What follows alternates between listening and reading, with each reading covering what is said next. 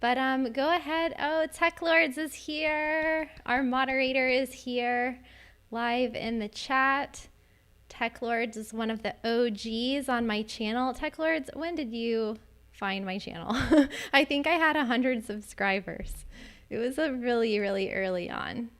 Was it when I did my live stream challenge? If you're new to the channel, I did a 90-day live stream challenge. I believe that was in 2018 or 2019.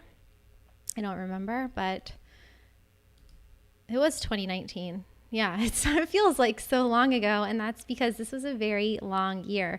Scott is here. OG Walt is in the house. Welcome. If you are watching live, write a comment below and say where you are and how you found my channel. What were you searching for? Were you searching for Estonia or Argentina or travel restrictions? I would love to know. Tech says I had 45 subscribers. It was probably all of my family members. Karen is here. Isaac is here. So shout out to my patrons that are here, Tech Lords, Walt, and Karen. And if you want to join my Patreon page, I have a goal to get to 100 patrons in 2021. So I would love your help. You can come over to patreon.com/travelingwithkristin and you can see more live streams and get to hang out in private Zoom calls. And Tech Lords, can you send the link? I don't want to multitask too much. Oh, also type where you are watching from. Sam is here. Where the heck is that? Tech Lords is in Canada. We've got people, Latin Latincas is working outside of LaGuardia Airport. Whoa, we've got TL Travel coming from Alberta, Canada. Vanese in Austin, Texas found me when researching Amsterdam. Like, my favorite video on my channel is about Amsterdam, and it has like the least amount of views. Oh well. Scott's in Michigan. David was looking to travel during the pandemic and found my video. He's from Sweden. NT from Australia. Veganlicious from Arizona. Whoop whoop. Johan's in New Zealand too. Shay is in Tel Aviv. Isaac's in Northern California. We've got people from all over. I love it. I am in Miami right now. This is my new apartment. This is my new orchid I got this morning. I think it's very beautiful. And yeah, here's my home base. This is going to be my home base for the next few months, I guess. But it's funny. Who was saying that they found me looking for travel restrictions? So I just did a podcast interview with another YouTuber, and he said that he actually found he already found my channel like months before the interview. So we had never met before, but we got introduced, and he had already been watching my videos looking for information on traveling during coronavirus, and his name is Mike Corey, and he has, what is his video called? His video, have you ever heard of him? His channel is called Fearless and Far, and it is wild. He has his own show on the BBC. So keep an ear out for that podcast coming soon. That is going to be on my podcast, Badass Digital Nomads, which is every Tuesday. And we are on episode 90. So there are tons of episodes about anything related to remote work and travel. So between the videos and the podcast, we cover it all. But today we are going to cover more of your questions in this live stream. So start posting those questions in the chat. And in the meantime, while people are joining the stream, I'll just give a quick background on who the heck am I? Because some of you have been here since the beginning, like Tech and Walt and Sam and Scott, and actually quite a few people who have been here from the very beginning. But some people are newbies, and I haven't met a lot of you because I think the last time I did a live stream, I had like 5,000 subscribers, and now there's 30,000 almost. So there's a lot of people I have not met face to face unless you comment on the videos and then I saw you there. So anyway, Um, who am I? So I'm Kristin and I'm from Florida, but I have not lived in Florida since I was basically a teenager. Like I've had home bases off and on in Florida, but this is actually the first year during the pandemic that I have been not on a plane in almost a year. And in the US, I have been living abroad pretty much full time since I started traveling abroad when I was like 17. And then I was abroad, studying abroad when I was 20, and then finished college and then went abroad again and kind of never came back. And I stayed abroad for a lot of reasons. I loved the adventure. I loved getting to experience new cultures, new foods, new people, and just like all the amazing things about travel. And I honestly couldn't get enough. I felt like traveling was my purpose in life and my passion and my identity, basically. And so there also comes other perks with if you're a US citizen living abroad, you can pay like less taxes compared to if you were living in the country. So I was always calculating to like make sure that I was abroad for the right number of days and stuff like that. But I think everybody loves traveling because it's like part of the human DNA. You know, we've been nomadic settlers for the history of humanity. And so I think that this desire to travel is just a common human need, just like anything else, like food, like water, like love, like health, like any of the basics that we need in life. And so I just think that being able to travel helped me figure out who I was. Like in hindsight, I think that I grew up in the US in like a middle class family, like a very normal lifestyle. But the more that I traveled, the farther I traveled, the longer I traveled, the more I learned about myself and about the world. And so there were quite a few years there without very good internet where I was really literally off the grid, living and working in countries like Costa Rica, Nicaragua, Panama. And then when the infrastructure got good enough to work remotely around 2008, 2009, that's when I started working remotely, like out of just a natural progression of things. It was like, oh, I was a real estate agent. So instead of showing properties in person, I could upload properties to these websites and I could sell them that way and communicate with people on email. And so I started using all of these technological tools, that everyone has at their disposal. And I started combining the ability to work from anywhere with my love for travel. And I combined those into a relocation company. So my background was in international business and human resources. And then I worked for 7 years in real estate in foreign countries, working with retirees and investors and corporate employees who were relocating. And then I put all of that combination experience together and decided to open my own relocation company that I could manage from anywhere in the world. So since 2011, I have been basically working from my laptop, managing relocations in upwards of 35 countries. And that all went great. Still doing that to this day. And the difference was, though, that after having been fortunate enough to have all of these experiences traveling to, I think at that point it was like 45 countries or something, and making six figures online, like kind of having this like jet set lifestyle where I could go anywhere and pretty much do whatever I wanted. I wasn't flying like private jets or anything, but I at least had freedom. I had mobility, I had disposable income, and I had very few responsibilities, but I felt like something was missing. I'm sure everyone has had that feeling where you're like, okay, I've checked off these boxes. Like I have a good job and I have my friends and family. I had a boyfriend at the time. I was like, okay, all I need is like a dog and I'm good to go. No, and some kids maybe. No, just kidding. So I just felt like something was missing, and I realized like, there's still a lot of dreams that I had that I wasn't pursuing.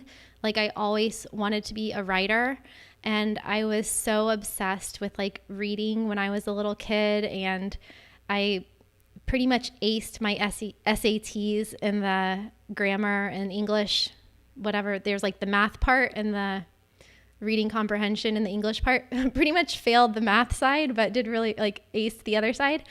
And so, you know, looking back on these things that I used to love as a child, I realized like there were a few things. Like I wanted to write, I wanted to have a travel show on TV ever since I can remember.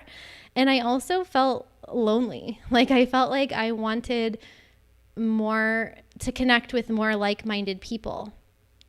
And I wanted to make an impact, like a better, like bigger impact in the world compared to what I was doing. So I started writing and sharing my ideas and sharing my journey, sharing lessons I've learned, sharing stories, just sharing knowledge, everything that I had learned over the past like 15 years of traveling. And I started making YouTube videos, and here we are like 2 or 3 years later. So if you're just tuning into this live stream now, just giving a little background on myself, was basically like, long story short, I feel like I grew so much as a person through travel, and I was so lucky to fall into the lifestyle as a teenager, you know, at such a young age, to basically grow up my entire adult life, all of my 20s, all of my 30s in foreign countries.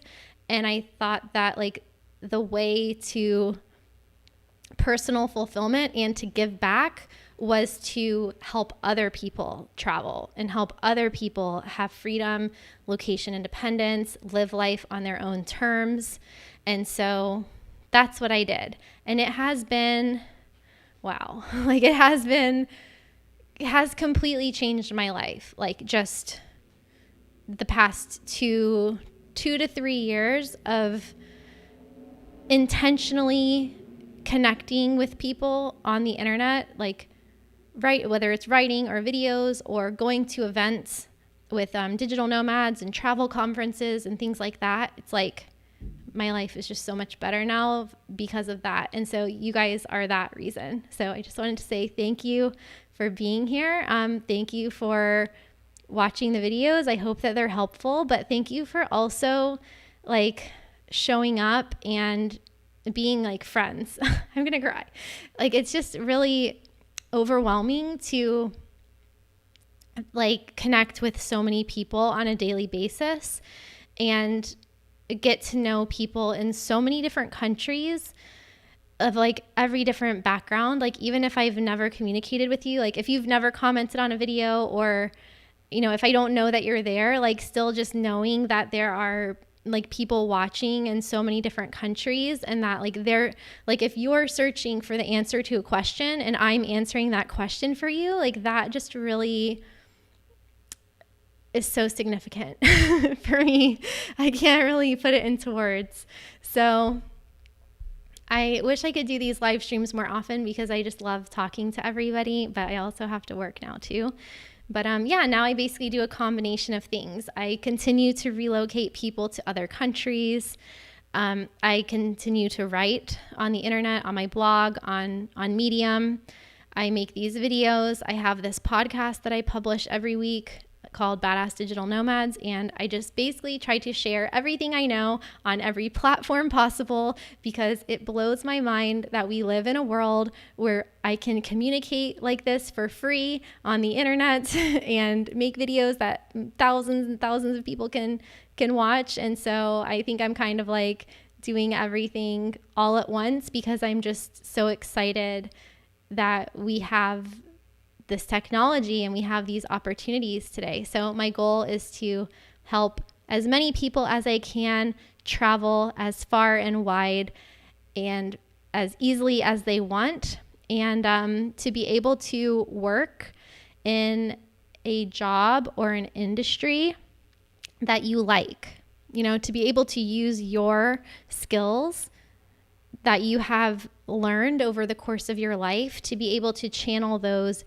into a job that you like, that lets you live and work from anywhere so that you can enjoy the hours of your day, because, you know, how you spend your day is how you spend your life. So I want everybody watching to be able to do what they want for work and to have the freedom to travel when and where they want at the same time. And I don't think that's too much to ask. I think everybody can do it. I think that if you are, you know, watching these videos, you're here on this live stream, you're subscribed to my channel, like you listen to my podcast, like you're on it. You know, you have this idea in your head, you know that other people have done it, and you want to find a way to do it for you. And I want to help you find that, find that way. So that was kind of long, but anyway, that's me in a nutshell. I also like long walks on the beach and long walks. I actually just sent an email out to my list yesterday. Was it yesterday? What's today? Sunday? I think it was Friday. And I was like saying stuff that I was missing or that I had been doing during quarantine. And I said my guilty pleasure during quarantine has been watching every episode of Chef's Table on Netflix. And the travel destination that I've been thinking about the most lately has been Norway. I think because that was the last big trip that I went on. I spent fall into winter in Norway and Iceland last year, and then Canada to start the beginning of the year. And then I haven't really traveled since then. So hopefully soon. I have a lot of videos coming out about how you can travel in 2021. So definitely keep your eyes peeled. There was one I wanted to publish today, but I didn't finish it yet. And it is about COVID passports, like immunization passports, if you need to get the COVID vaccine to be able to travel in 2021. So that is a very interesting topic to me, at least, hopefully to you too. But there's a really long list of videos from all of the comments and requests that you guys have been making over the year. So keep them coming, but we have a lot of videos on deck. So very exciting stuff. If you're just tuning into the chat, then comment below where you're watching from, how you found my channel, and let's get into some Q&A. Oh, so Isaac found me through Johnny FD, also a digital nomad that you can check out on YouTube, and he has a podcast called Travel Like a Boss. So that was around Nomad Summit or Nomad Cruise where I met Johnny. Cool. So yeah, I did a talk at the Nomad Summit conference in Las Vegas. That was 2 years ago. I gave a talk on how to create your digital nomad relocation plan. And then I did, a talk on the Nomad Cruise about how to sustain the digital nomad lifestyle. Because I feel like having gone through kind of like the full circle cycle of living in foreign countries as an expat, I've gone through all of them. I've gone through all of the ups and downs of living abroad and full-time travel. And I just want to help people learn from my mistakes and avoid the mistakes that I made, and like avoid some of the missteps. So a lot of my talks and a lot of my podcast episodes have to do with like how I did things, how to plan your travel, how to succeed in these different areas, and like the good, the bad, and the ugly, so that you know what to double down on and what to avoid.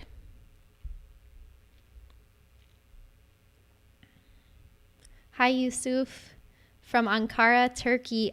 Turkey is a country I haven't been to yet. It's been on my list for so long. I guess I could go. It's open right now. So maybe in 2021. I used to live in Bulgaria, as a lot of you know. I have a lot of videos about Bulgaria. Unfortunately, I didn't know how to like film stuff until a couple years ago. I wish I had been filming the whole time, but when I lived in Bulgaria, a lot of the people in my town were always talking about how amazing Turkey was, and you could actually just drive there. You could just drive across the border from where I was. But I had just gotten to Bulgaria off of a cruise through the Mediterranean and like traveling through Greece and Serbia and the Balkans and other places, and I was just really tired. I wanted to stay in one spot. Venizi, she says, you're so underrated. I'm sure your channel will bloom this year when travel opens up. That would be nice, but I'm happy anyway. Like, of course, it's always like great to have a bigger channel, but I'm like just so stoked and like happy with all the people that are here now.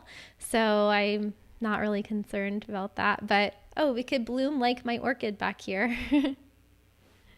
Whoops, there goes my phone.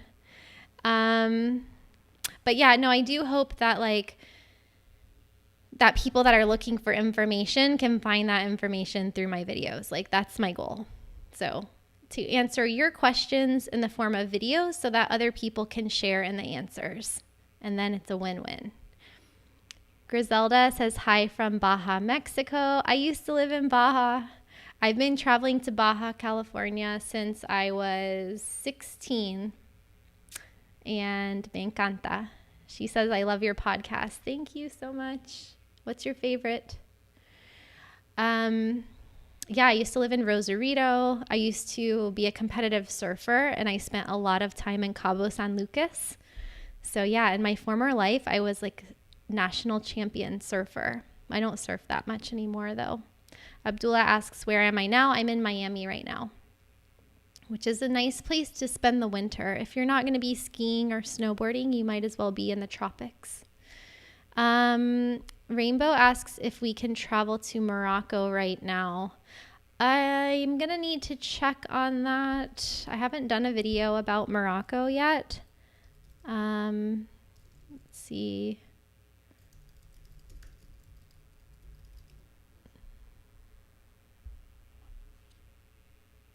I think it's open.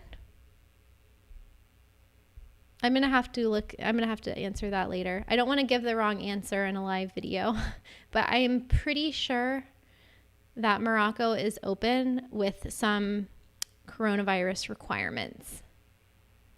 Jairus says, you're awesome. Thank you. You're awesome.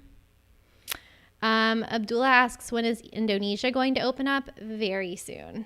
So already a lot of people have been getting these visas, like business visas, to go visit Indonesia and Bali especially. And it seems like they are quite easy to acquire as long as you want to stay there, for a few months or so.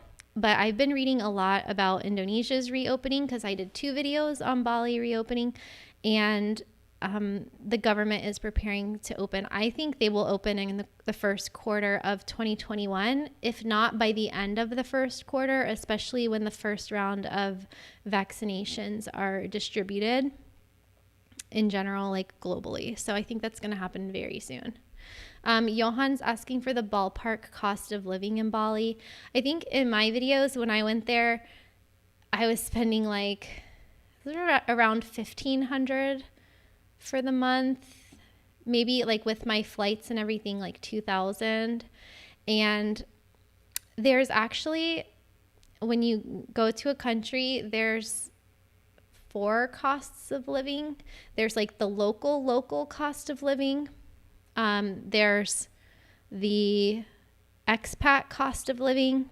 There's the digital nomad cost of living, and there's the tourist cost of living. So yeah, there's 4 costs of living in every country and every city. And so it goes from low to high. Like the longer you live there, the lower your cost of living can be, because you can actually have like a normal lifestyle there, and you can kind of, live like a local. So I think for like expats, digital nomads, long-term tourists, you're probably looking at like, I would say probably like $2,000 a month. The biggest expense is rent in any place. So if you can get a really cheap place to stay, which you can in Bali, like, you know, you can keep your rent expense at like a few $100s per month, you can really put a lot of downward pressure on your cost of living. And the food is where you really save money in Bali, because you can eat out so cheap for just a couple dollars per meal. And then, of course, the grocery stores as well. So it's also important to note when you're talking cost of living, like, you can look at a country like the US or Canada, and the cost of living can vary so much between a small town and one of the big cities. So it's like if you were to go live in downtown Toronto in Canada, I mean, you could easily spend like $5,000 a month or more. I mean, just your rent could be like $3,000 a month, $4,000 a month for like a nice place in the center. But if you go in the suburbs, it can be a lot more affordable. And there's small towns in Canada where I have relocation clients that are living for less than $1,000 per month. Like, they're only paying $400, $500 a month on rent, and then their food, and then maybe some Ubers, something like that. So you can really keep your cost of living low the longer you stay in a place. And also, depending on where you're renting, because it's all about location, location, location. So the better your location, the higher your rent is. Carl's asking, Happy New Year, Nick. Thank you. Carl's asking, assuming you don't speak the local language of all of these places you visit, how do you get by? So that's a good question. The only foreign language I speak is Spanish. Yeah, I've been to 60 countries. So in some places it is harder, or easier than others. So a lot of the countries I've been to are Spanish speaking, so that makes it really easy. And whenever I travel with friends or family, I'm always the translator. So I think that's made my life really convenient, because I've been to almost every country from Mexico through South America. But then when I go to a country where I don't speak the language, like Brazil, or like you may have seen in my Portugal video where I was trying to communicate with the nice man at the end who was very interested in my microphone and filming, and he's in the outtakes of that video. And I knew he didn't speak English, so I tried speaking to him in Spanish, because at least it's a very similar language and you can kind of understand each other better. But I do find it to be much more difficult, and I feel like I kind of feel like bad that I can't communicate in the language, but also I understand that in almost all cases, the locals don't expect you to speak their language. So in a small country like Estonia or Lithuania or something like that, like they're never going to expect that you speak Estonian in Estonia. So a lot of the people, especially like younger generations, speak English throughout a lot of parts of Europe as well, especially Scandinavia, the Netherlands. So that can be quite easy to communicate with people. The most difficult places are probably in Asia. For me, because I don't speak any of those languages, so and like you can't expect the locals to speak English. So I guess I get around with Google Translate apps and something, I don't know, tell me if you guys have experienced this. Somehow, when you're communicating with somebody in another language, even if you don't speak the same language, there's so many other cues. Like it could be the tone of your voice, it could be your facial expressions and other characteristics, that there's kind of this like gray area, kind of twilight zone, where you somehow understand each other even though you're not speaking the same language. And so I think that helps too. If you're just, animated with your expressions and pointing at things, and you can usually get by that way. But technology has made it a lot easier, especially in Japan, where you can use Google Translate's camera feature, and it can actually like take a photo of a package of food and you can read the ingredients. And so I was doing that a lot to make sure that I wasn't eating something I didn't want to eat. Jara says, stay safe out there. I am. I'm pretty much still self-quarantining. Venezi says, once traveling is back this year, what changes do you see happening? And also, what can we do in the meantime to prepare ourselves for travel, specifically abroad? Oh, that's a very good question. I'm optimistic about travel returning in 2021. I think probably things will start opening up in the summer because after spring into the summer, a larger percentage of people will have had access to the vaccine. And thinking from the perspectives of governments, they really want to boost their economies. And then there's this whole entire travel industry behind them that really wants to start their recovery process. So I think they're doing everything that they can, especially once the winter is over and flu season is over, vaccines are distributed, to start reopening. As far as changes happening, I think there's going to be a bit of a lull still in travel where things, very few people are traveling. And then I think there's going to be a big boom. But the difference will be that a lot of the operators will have gone out of business by the time travel is back open. So I actually think that travel might get more expensive in the short term before it gets cheaper again, because once things reopen, there will be some delay, but then there will be like a new group of companies and providers and investment in the tourism sector. And so I think we will see a travel boom. So at first it might be more expensive. I also think that countries will continue to have these requirements for entry with either a vaccine or a combination of testing or even quarantining, depending on the country. So I don't think that we're going to see the health precautions ever going away. I think we'll still have to wear masks. In some places, they will still expect you to maintain social distance. So I think that will be the biggest change, especially these immunization passports that I'm going to talk about in my next video. And then what you can do to prepare, I would say at this moment to just save money,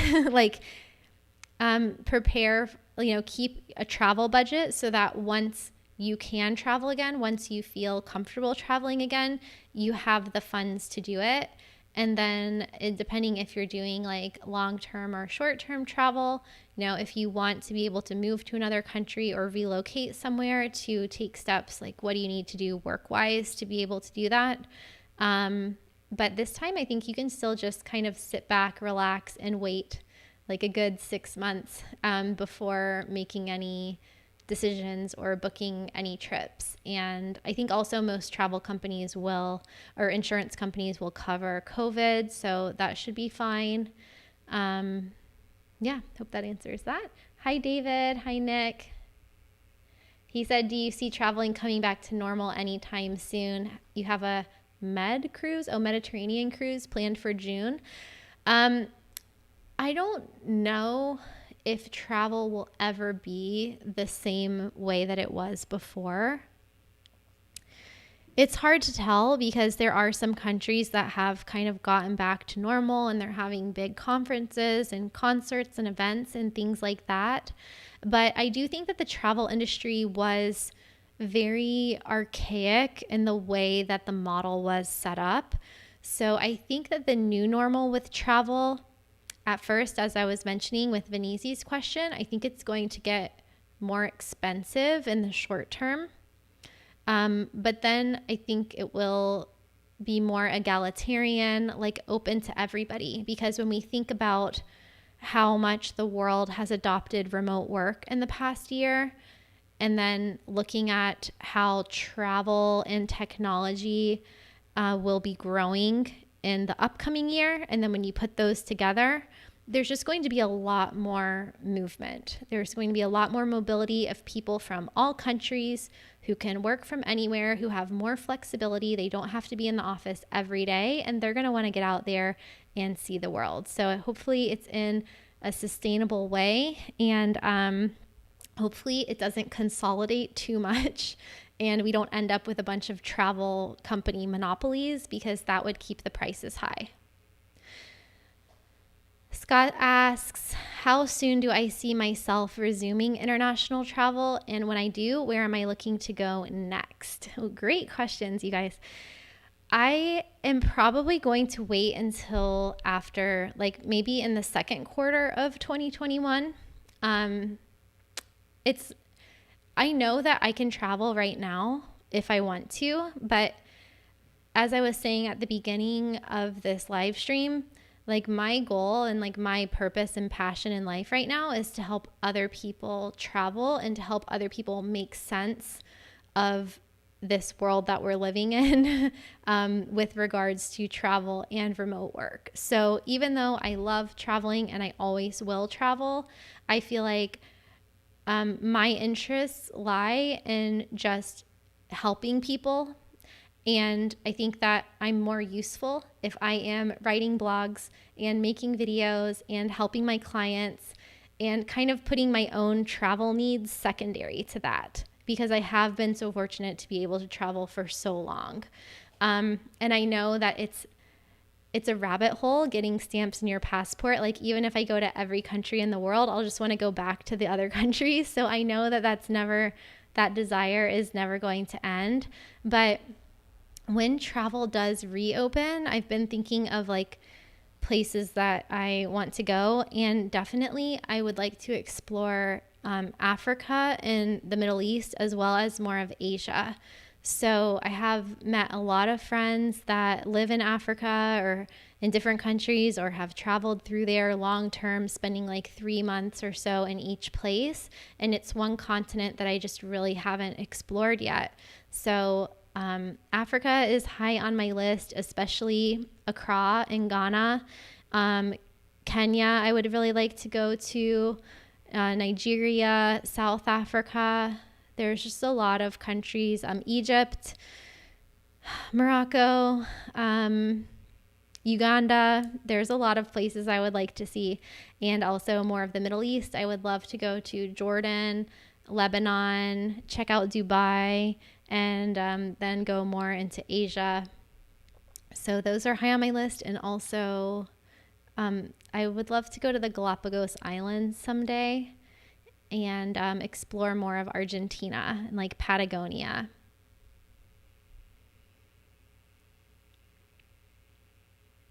Paula asks, what kind of company do I have that allows you to work wherever you are? So I actually have a video on this. It is about my top 10 income streams. So let me see if I can find that really quickly.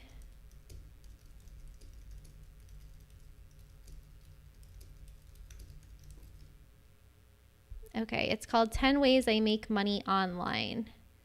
So I'm just going to share it in the chat. But long story short, my like top income streams are my relocation company. So I have a company called Orbis Relocation, ORBIS, that I have been for the past 9 years helping individual entrepreneurs, self-employed business owners, freelancers, some corporate employees, and also remote workers move to different countries. So I've helped one-on-one more than 1,000 people move. So that's still my main source of income. Also, writing on Medium has been a really big source of income for me. So let me know. I'm thinking of doing a masterclass on how to earn money writing on Medium. So if you want to learn about that, then let me know in this live chat and I will prioritize that. So I think on Medium this year, I actually didn't write that many articles, but some of them made like $5,000, $6,000, $7,000, $8,000 each. So that has been nice. When the pandemic first happened and all the borders closed, I couldn't do relocation. So I had to really focus on other things that I knew how to do. And that included writing and also content creation. So I'm a ghostwriter for people and websites. And I also reached out to my network and offered video production. So I started helping my friends and clients with their video production needs. So this could be like an accounting firm that wanted social media videos, or a video about their company and what they do, or an animated video or something like that. So I have been doing behind the scenes video production for people. Oh, but I have the link. Let's see if I can post it in the chat. So here is how I make money online.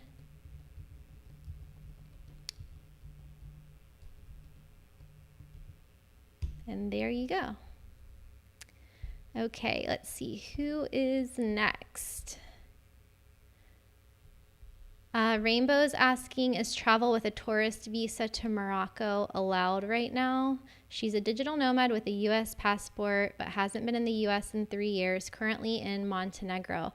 Ooh, this is the second question on Morocco, which I actually have not researched yet, but I do think that it's one of the countries that's open in Africa. But I don't want to give a direct answer because I don't want to be wrong. But let me see if I can check. One of the websites that I use just for quick info is flattenthecurve.global. This is owned by the company that I get my travel insurance through. Morocco. Oh no, it says Morocco is closed. Yep, see, this is why I didn't want to say. It says only residents and essential travel are allowed. But there are quite a few countries in Africa that are open with some restrictions. But wow, Africa has opened up a lot in the past few weeks. I'm just looking at the map right now.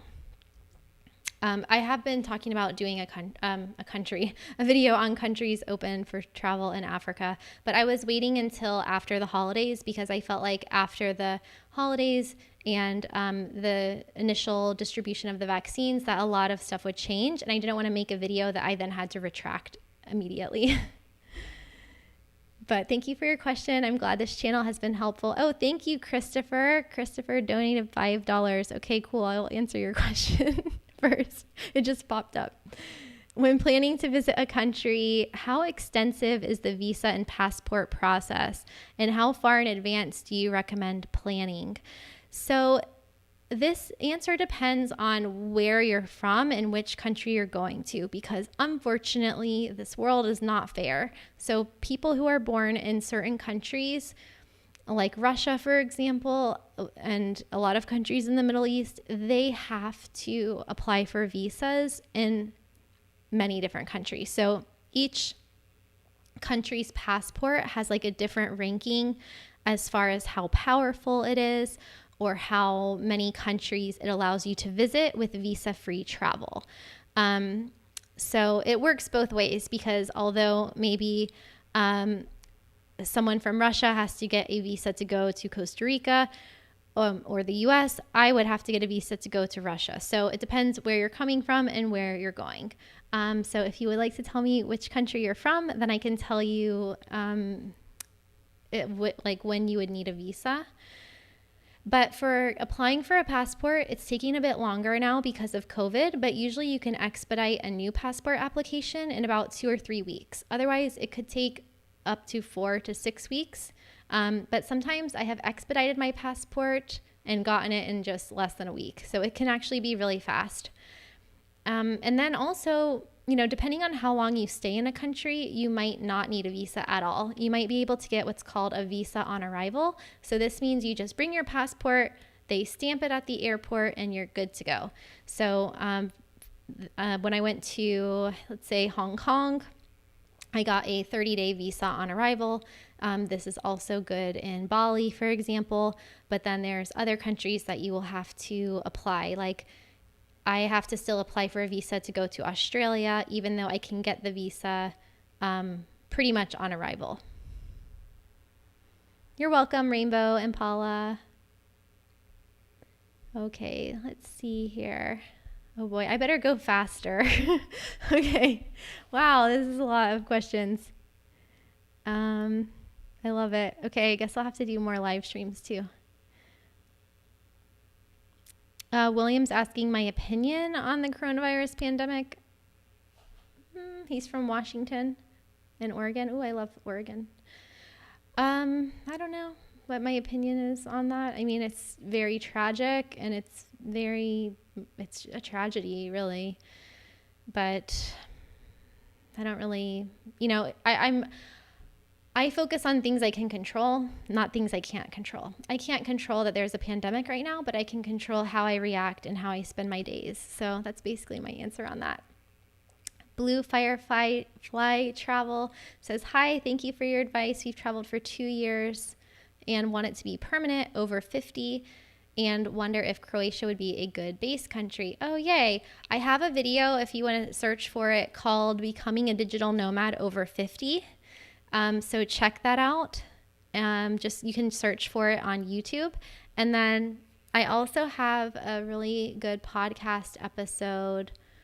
It is, I forget the name of the podcast, but if you look up, I'm going to have to go on my website and look it up for you on badassdigitalnomads.com.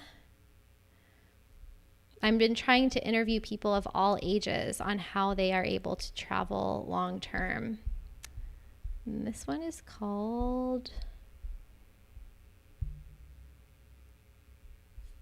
I'm going to scroll here.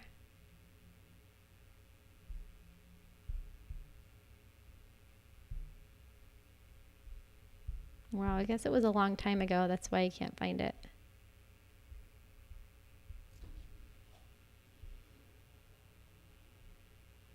Oh no, where is it? No, that's not it. It's called How to Live Your Best Life at Any Age with Steve Rout. Okay, I'll send you this link here. That's in the chat. Okay.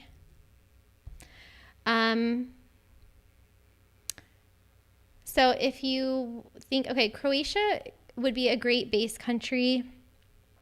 If you saw my digital nomad visa video, just because it's just a way to stay in that region long term for 1 or 2 years if you want to keep a home base and not leave. So it's not as convenient as being in Western Europe, for example, but I think it's a cool location because you are close to, everywhere. You're kind of in the middle, and you can always hop a short flight to one of the European hubs if you want to travel farther abroad. But it's good because it has nice weather, affordable cost of living, and good internet, and you can stay long-term on that visa. Venezi says, your voice is so soothing. Thank you so much.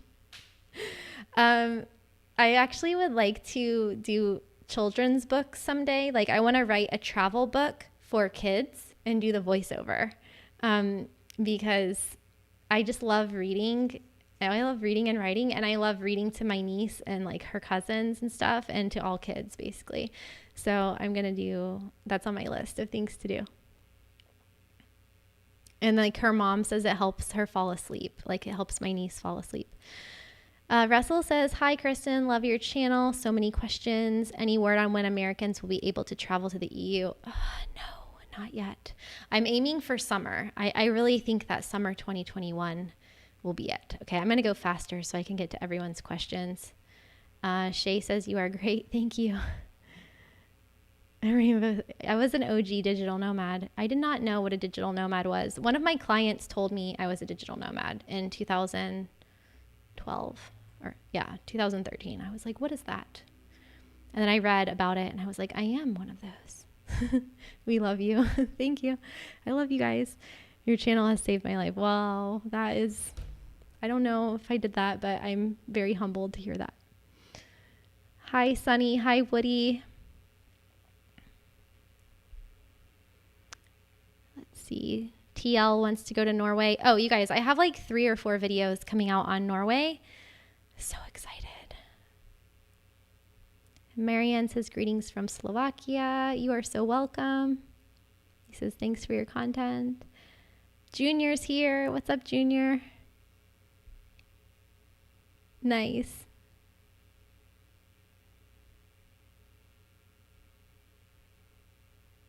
Let's see.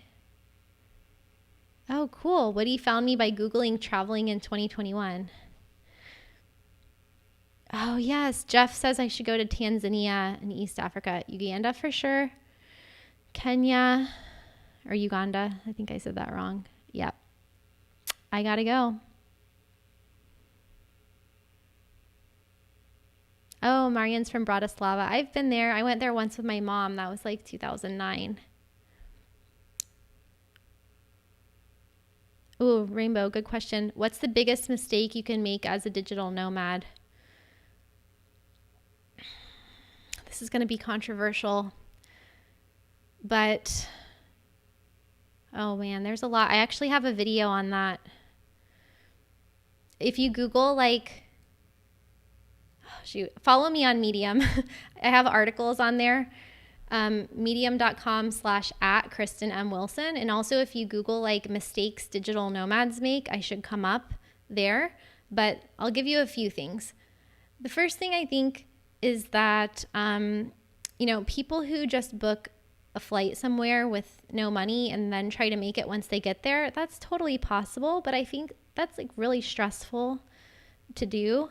I think it's better if you have a source of income before you go, because then instead of being able to relax and travel and see the country and meet people, you're trying to scramble to make money so that you don't run out of money in a different country. So I think that's a big mistake.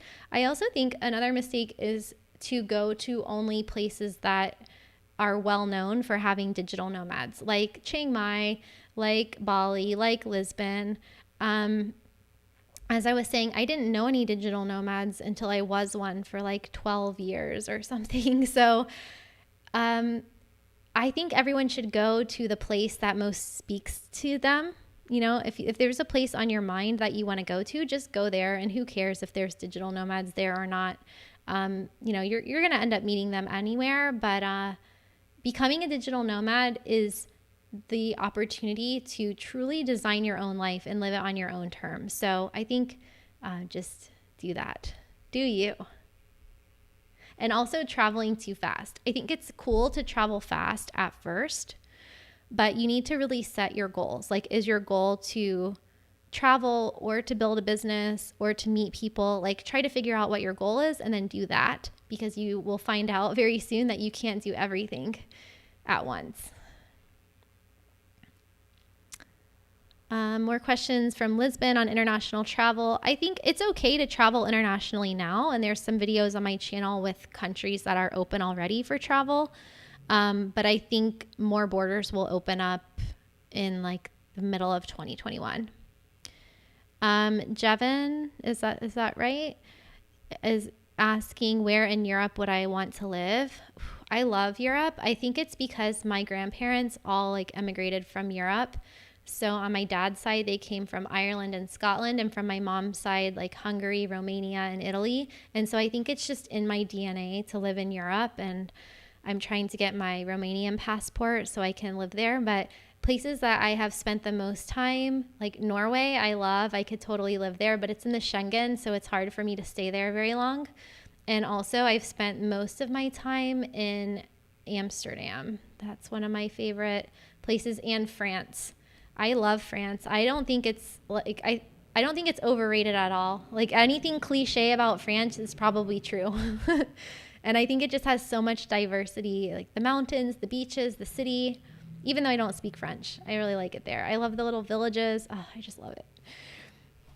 But I also like Eastern Europe a lot. And I have also lived in Australia, and I have lived in Thailand. And oh, you were asking where in Europe? Okay, yeah, I got off track.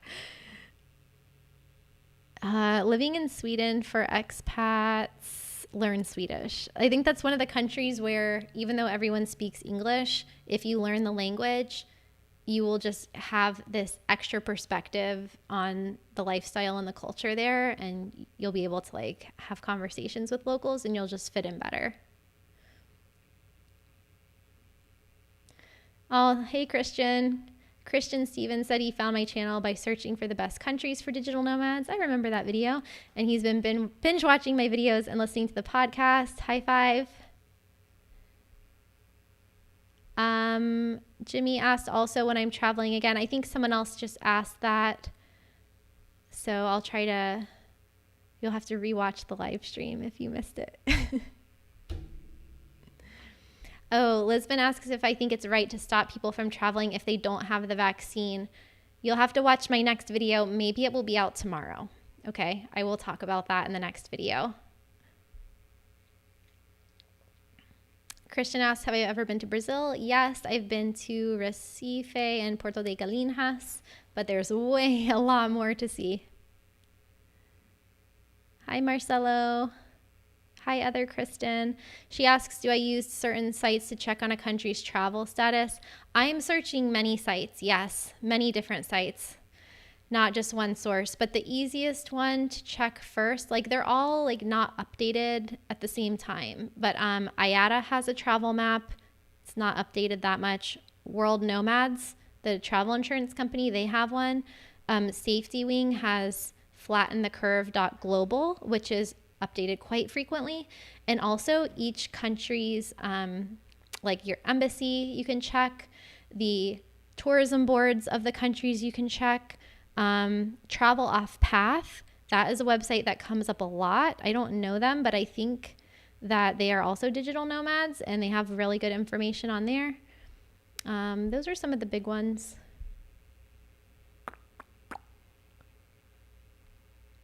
Thank you, Tech, for your moderation.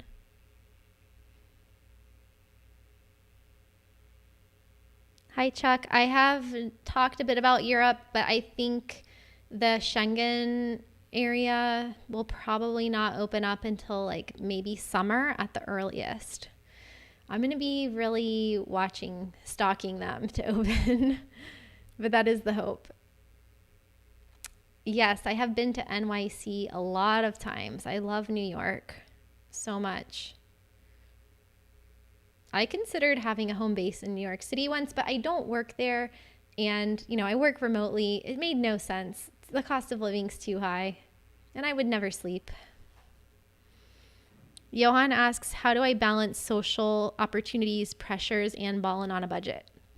I haven't been that good at doing that, actually, because I have in the past tended to say yes to all of the social travel opportunities, be that sailing in Croatia or going to a bachelorette party in the French Alps or going to Oktoberfest or going to a wedding in Iceland or going on my friend's business trip to the Philippines. Like, I just would go everywhere and then I would burn out. So I would just like get really bad jet lag and I would be really tired, and then I would be working full time at the same time. And so I would constantly have to be choosing between work and hanging out with friends and doing fun stuff and sightseeing. And so after those types of trips where I would be like sitting on the boat working while everybody is in the water drinking beer, for example, like I had to make those kinds of trade-offs, but it was still the decision I made to go there. But after that, I would recover by going to a place by myself. Like I would go to Estonia and just go into nature, just really deep dive into nature and detoxing, spas, saunas, no drinking, clean food, rest, sleep.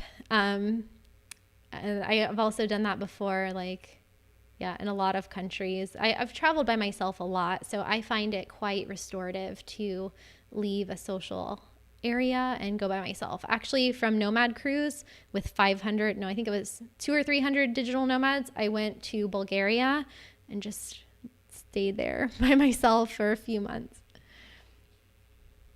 Is San Francisco overrated? I like it.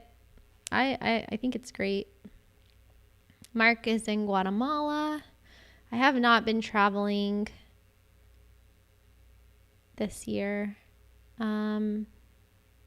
Yeah, I agree, Kristin. If you try to speak the language, it always helps. But I think immersion is the best way to learn a language. I think going to a country, living there for 1 to 3 months and taking classes, take time off work and just take language classes for a month. Try a homestay, try to live with other locals. You will learn really quickly. Jairus asks, am I single? Yes. I'm single a lot, you guys. It's okay. It is hard to date while traveling, I will say that. But I would still rather travel and have my lifestyle than like not travel and try to date more, if that makes sense. I still date, it's just like more casually. Kristin, which countries would you like to visit this year? I would love to go back to Europe this summer. There's a writing workshop I have done in the past that was canceled this year that I would like to do in Paris again. That is with Rolf Potts, and I have an interview with him on my podcast. If you Google Rolf Potts, Badass Digital Nomads, or Vagabonding, something like that on YouTube, there's also a video of that. So he wrote the book Vagabonding that inspired Tim Ferriss to write the 4-Hour Work Week. And I love his writing, and so I would like to go back to his workshop this summer. And then I would also love to just go to the Middle East and Africa this year. Happy to see you too, Shay. Nick Thomas asks about countries that will want a vaccine certification on entry, and I was working on that video today. It is not done yet. It will be out in the next day or so, and you guys will have all the information on immunity passports. That took me like multiple days to research. It was really confusing, but I am glad I did it because I think it'll be worth it. Do I think people will be afraid to gather with other people in different countries? I don't think so when things go back to normal. I think we're already seeing people gathering like illegally. So I don't think that, this pandemic is going to keep people from being human beings long term. Like somebody was saying, who was it? I don't remember where I heard this, but it was in a documentary. I was watching a music documentary, and Moby, the musician, he was saying that for tens of thousands of years, humans have been dancing around fires, with like lights from the fire in their eyes and sharing stories and dancing. It's like we've been doing that forever, and now we're just, well, not now, but later or soon, we will be at, concerts and clubs dancing around with lights in our face. So it's like these things are in our DNA, connecting with people, connecting with community. This is something that like we're not ever giving up as human beings. Shay, I haven't been to Israel. I do really want to go there, especially Tel Aviv. Oh my gosh, that's also high on my list. I almost went. I was in Serbia with some friends, and they flew to Israel, and I was too burnt out on travel, and I didn't go. Where did I go after that? I think that's when I went to Estonia. No, I think maybe I was going to Munich. Yeah. Anyway, what do I miss about being a digital nomad the most? I miss like meeting, like all the crazy, just spontaneous things that happen when you travel. Like your life is just always exciting, and that can kind of be a hindrance to having a normal routine sometimes. But I just miss like waking up in new places and going on spontaneous adventures and meeting people and having really deep conversations that like in a ski lift or in a bar or at a coffee shop or on a hike or something like that. Winger says, what a beautiful creature. Thanks.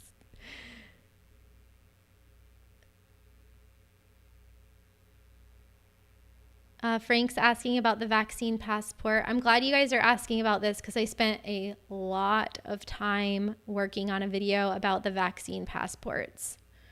So I'm going to leave you guys on a cliffhanger so that everyone has to watch it tomorrow.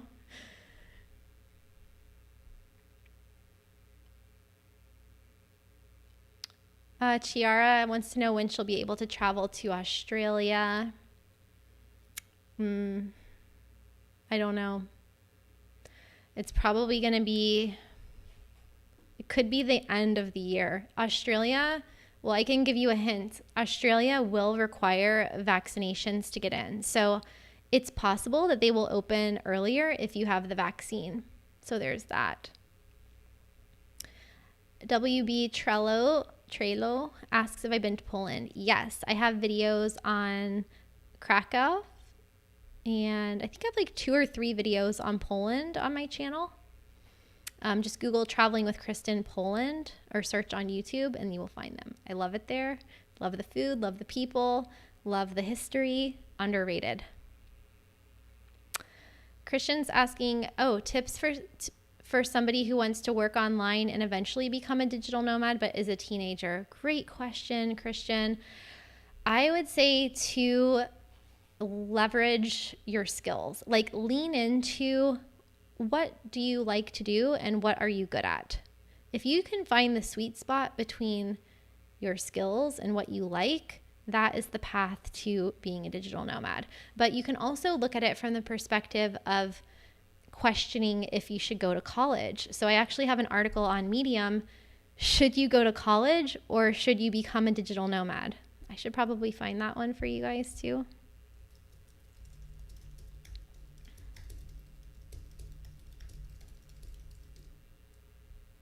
Here we go. This is in the Post-Grad Survival Guide.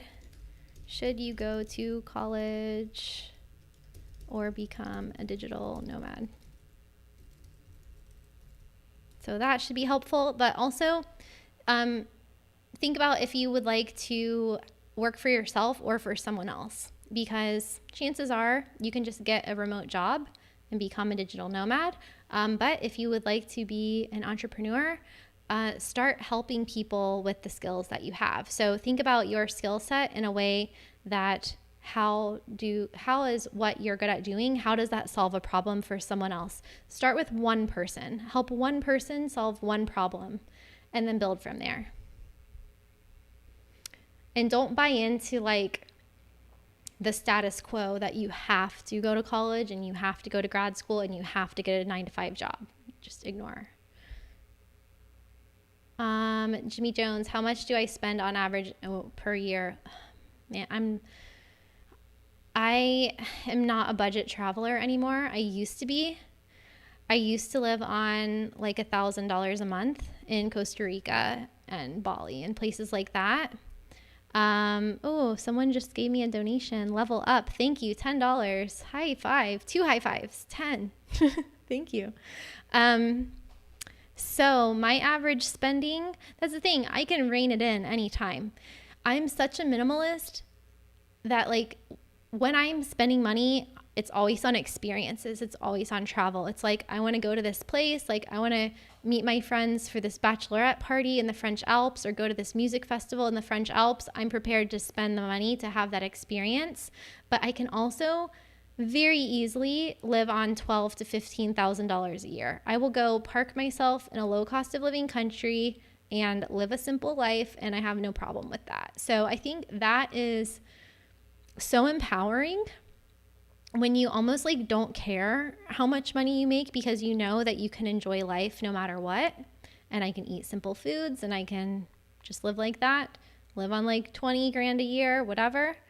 And still enjoy life. Or, you know, like in other phases of life and other years, I'm like going to super nice restaurants in like Vegas or Paris or something like that. And I'm spending more, but it depends. I saved a lot of money this year by not traveling, but also, you know, I didn't get to travel. So it's a trade-off. Uncle asks about India as a digital nomad destination.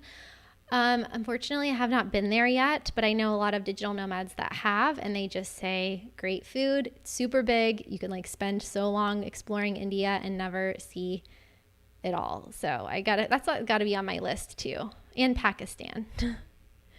Oh, I got another donation by somebody I can't see. It looks like, what is in that image? Thank you, whoever you are. Let me know your name. Let me know your questions. Chuck says, you have a lot of good information and fans. I'm full of information, but information and knowledge is not good unless you're using it. And so my goal is to use it by sharing it. And yeah, it's overwhelming, the amount of information in my head. I have like hundreds of videos that I want to make and hundreds of blog posts, and they're all in my notes app on my iPhone. So a giant folder of ideas. More questions on Sweden. Sweden's a very good place to live. It's very peaceful, lots of nature. I like it there. My cousin used to live there. Yeah, more questions about Europe. Sorry, Ralph, you'll have to rewatch the live stream, but I think in summer.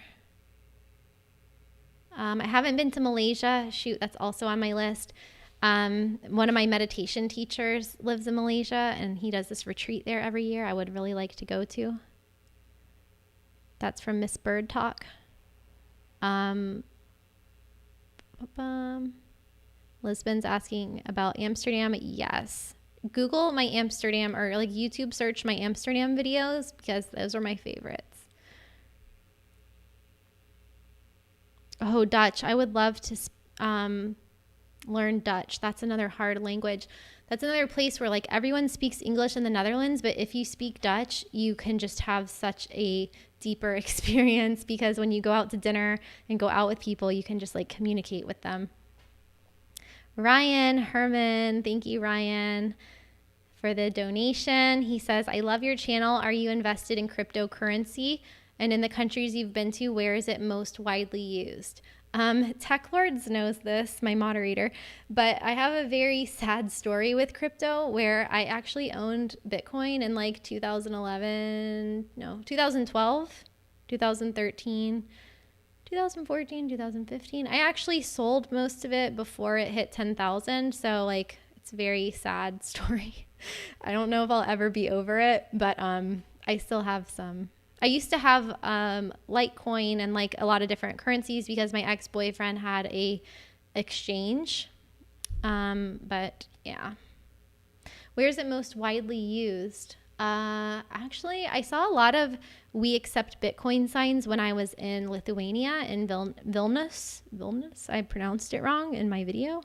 But I have a video on YouTube on the blockchain center in Vilnius. So if you want to Google that. But I have noticed in the Baltics, they do have a lot of widespread acceptance of crypto. Estonia as well. Oh my gosh. Joseph just donated $100. Wow, that's a lot. Thank you so much. He says, thank you for the inspiration. Oh, thank you. You're welcome. I do my best every day, and I don't sleep that much. Thank you so much, Joe. Sunny, thank you for the $5. Appreciate you. What's your favorite video?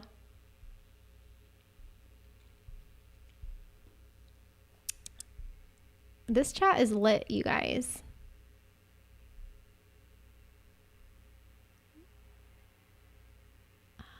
Okay, I'm looking for more questions. Blue Firefly says, thank you for all you do. It's videos like yours that give us the courage to just do it. Life changes and can be very scary, and you ease that for us all. You are so welcome. It's funny you say that because I gave a talk yesterday on how to become a digital nomad in 2021, but it was more about like giving yourself permission to travel more. And when I talk to people that listen to the podcast and like in private messages, the biggest thing that they say is that they like to watch my content because they want to feel like they're not alone. And I think that's really important, because I spent a lot of years second guessing myself and not knowing that I was on the right path because I didn't know anyone else that was on it. Or, you know, I would be like kind of out of place in the countries that I was in, or I felt like I was out of place. So I think it's strength in numbers. And the more examples we have of people that are living this way and just doing whatever they want for their lives, like living where they want, working in what they want to work in, it's just more empowering for everybody. And so that's actually why I started the podcast, because I wanted to interview other people on how they created their own lifestyles, because my example is just one and there's infinite ways to do it. So I'm glad it's helping. Thanks, Shay.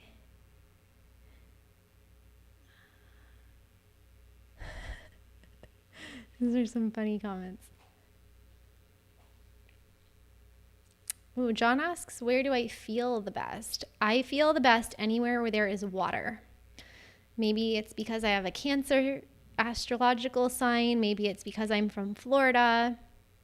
I don't know, but I just love anywhere with water. So that's why I like Amsterdam has the canals.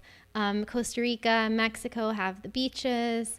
Vancouver has the Pacific, California, Portland. Like I love anywhere on the ocean or lakes, rivers. I just have to be by the water. My sister lives in Vegas, and I'm like, sorry, I can never live by you because you live in a desert. Junior said he watched so many videos that he was expecting my face to pop up asking if he was still watching like Netflix. I always feel guilty when like Netflix or YouTube is like, are you still there? And I'm like, yes. Stop judging me.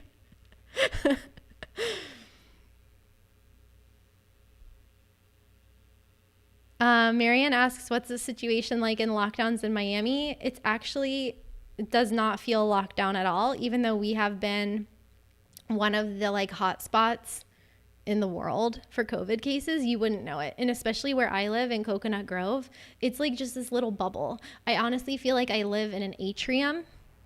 Like it's just water and palm trees and blue skies and peacocks walking around. And I'm like right across the street from the water. And the restaurants are open, like everything's open. So, I mean, I don't go anywhere besides like the grocery store, and I've been eating outside. But as long as you wear a mask, I think you're good.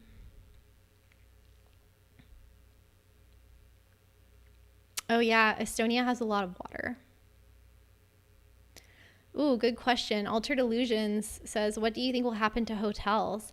I think a lot of them have gone out of business. I think we will see the effects of it when travel kind of like gets back to some form of normalcy. But I think a lot of airlines have gone out of business, a lot of hotels, a lot of restaurants, a lot of the service industry has been really hit hard.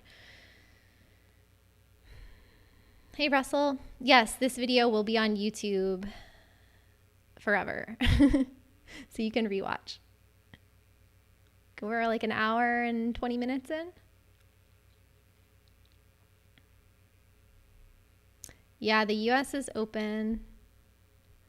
Canada is still closed. I love Canada, but that's the last place I was before the pandemic. I was in Whistler. I like ice too. Snow and ice and water. Paris is not overrated. Ooh, thank you, Araceli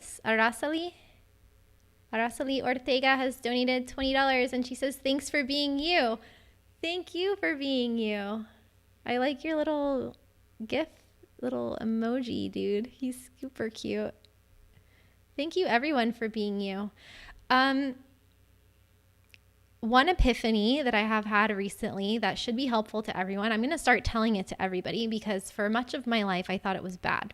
I thought this was like a bad thing about me. So I've always felt like a jack of all trades, master of none. Did anybody know, first of all, did you ever hear that saying? And did you ever feel bad when you felt like you had a lot of interest because you're like, oh, I'm too generalized. I'm a jack of all trades, master of none. That's not the whole story. There is another part to the sentence. It says, jack of all trades, master of none, oftentimes better than master of one. What? Why didn't I know that 20 years ago? Like, I feel like, yeah, just let that sink in. Anyway, so when you said thanks for being you, that made me think of that because just be yourself. Like, really. Whatever interests you have or whatever inclinations you have, it doesn't matter if you have a lot of them, it's okay. So be a generalist or be a specialized generalist. You don't have to specialize in just one thing. You can have lots of interests, lots of hobbies, lots of careers.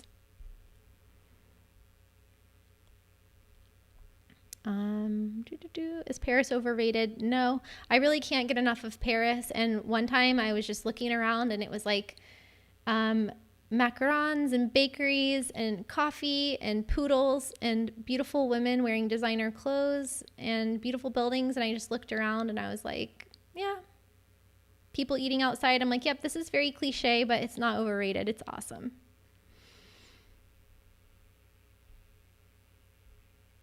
My favorite thing to do there is, it's Tekler's favorite city too. I remember you told me that on Twitter. The 15th arrondissement is your favorite? Ooh, what is my favorite? My favorite is just to like sit on the sun and drink rosé in the summer. That's my favorite thing to do. Like one of my favorite things to do in the world. Yeah, I relate to that, TL. It's interesting, like when you have an idea for something, think about Elon Musk. He was like, I would like to go to Mars. You have an idea, it takes a split second, and then it could take like your whole life to check that thing off your to-do list. Isn't it quite frustrating? I was talking with my friend John Gorman. He's a writer on Medium, and he was on my podcast too, actually. And we were talking about how annoying it is that you can have a bunch of stuff on your to-do list, like, make this video, answer email, write a book.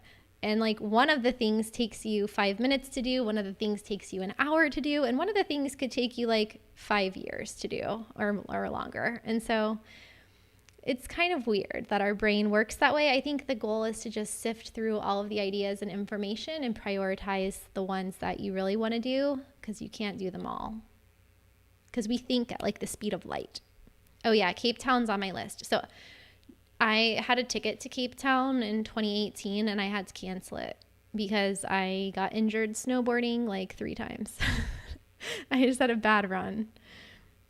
Thanks again, Joseph. Thanks, Sunny. Oh, that was Sunny with the donation. Thank you so much. I recognized your picture. Kristin asks, what are my favorite YouTube channels? Well, I've been getting these, I've had a lot of like sailing people on my podcast the past couple weeks. They're not out yet, but I've just been doing the interviews. So I've been like binge watching sailing videos, even though I'm really bad at sailing.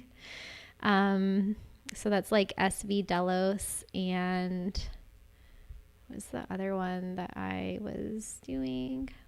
I think I have to find, I'm drawing a blank on it right now. My computer is being slow. But so I've been doing a lot of research on my podcast guests. And Ruby Rose, that's the other one that I've been watching a lot of, Nick and Teresa.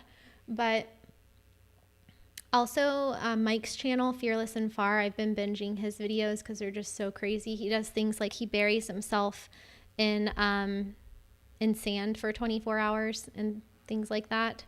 But I also like motivational channels. So I don't know if I'm subscribed to them, but I feel like the YouTube algorithm knows me pretty well. So I like watching anything. Well, I had Matt Diavella on. I made a video about him last week. So he's one of my favorite channels.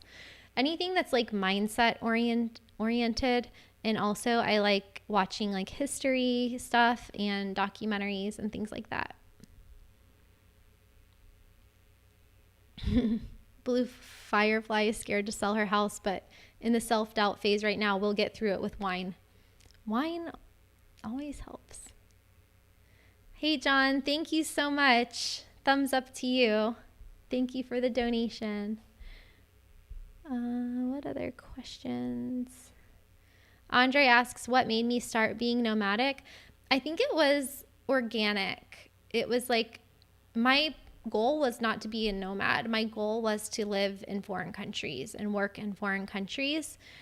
And once the technology caught up with my desire to travel and like already living in different countries, I just decided, okay, now I can go farther and I can go to more places and I can go faster and I can work from anywhere. So I just started doing that, and I just went naturally with like what I wanted to do at that time. So sometimes I would go to a place just because I wanted to see it, but sometimes I would go for research, for work, for relocations. Sometimes I would go to hang out with family in another country. Like my cousin lives in London, so I would just go visit her, or I would like schedule I would go to a conference there and visit her at the same time.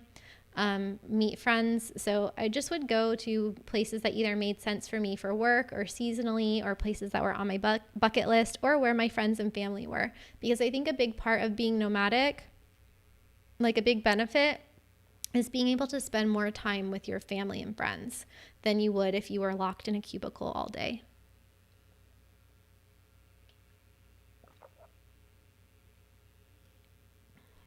Pushkar asks, who's the oldest nomad I've met? There's definitely nomads in their 70s in my Facebook group, Badass Digital Nomads. So I would say that's probably the oldest I've met so far. Thanks again, Aracelis.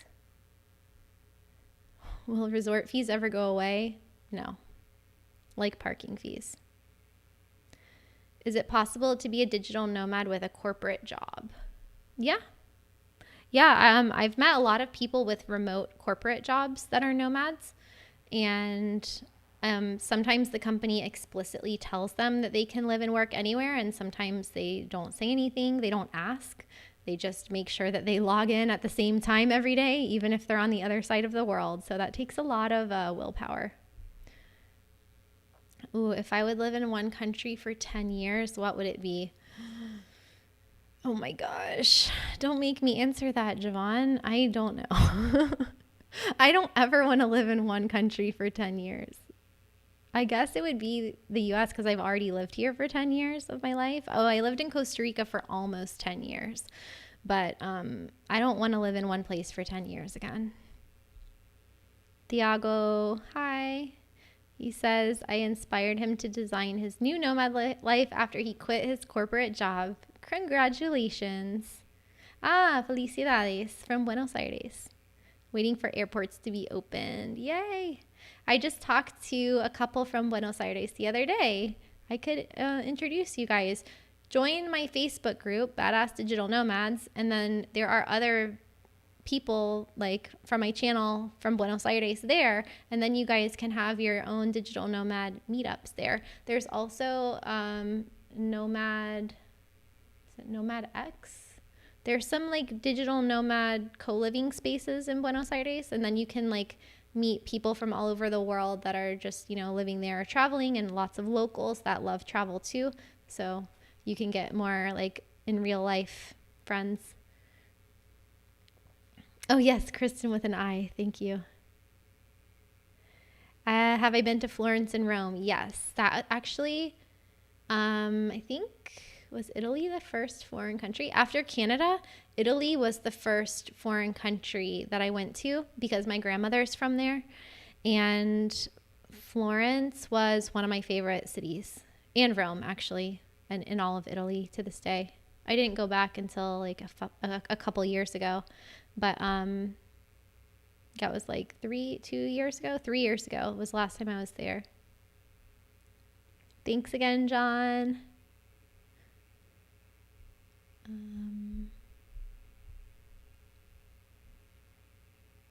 Oh, good question, Joseph. To begin his digital nomadship, do I have any countdown lists? House is rented, job is digital, passport getting renewed. Joe, send me an email because I do have, but I don't have it publicly. So send an email to hello@travelingwithkristin.com and remind me. Just say, hey, from the live stream, can you send me info on becoming a digital nomad? I'm also starting a digital nomad academy later this month. So I'll announce the details on that when that is out, and that will be exactly for people like you who already have jobs. They just want to travel and they want to know, they want to check all the boxes. I hate resort fees too. It's like stealing.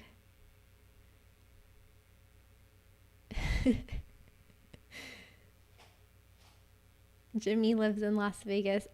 I keep thinking of Jimmy John's when I see your name. Sorry, Jimmy Jones. Thanks, Abdallah. Oh yeah, you guys, Junior, Matt responded to my video. He commented on it multiple times and he tweeted to me. We're basically like this. He's probably watching right now. No, just kidding. He's awesome. That was cool that he watched it. It was for him anyway, so, and his wife. Hi, Andre. Hi, Anna. Anna, no Bali updates just yet, but stay tuned because I think we're going to hear something possibly this month. Very soon. Gabi Ahando says, any digital nomad YouTube channels or blogs I recommend? Yes. Blogs. Let me think. I don't know. There's so many like random digital nomad articles, but the person that's coming to mind is Johnny FD because he's been a digital nomad for so long and he's my friend. And no, he's just so like generous and so consistent with his info.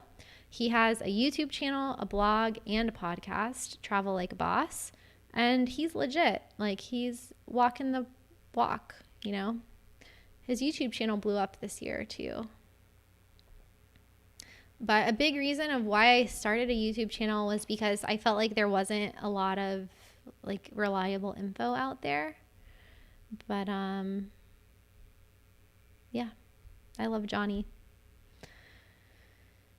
KY likes cat videos. Ooh. Usavati says, what's the most historical country I've been to? Well, I think Bulgaria is probably one of like the most ancient history countries I've been to because I learned so much that I didn't know before. I mean, like Bulgaria has some of the oldest vineyards in the world. A lot of them were destroyed, but I learned a lot, like went to some really cool monuments and like just nothing that was on TripAdvisor. I just went on a road trip by myself and I found a lot of cool stuff.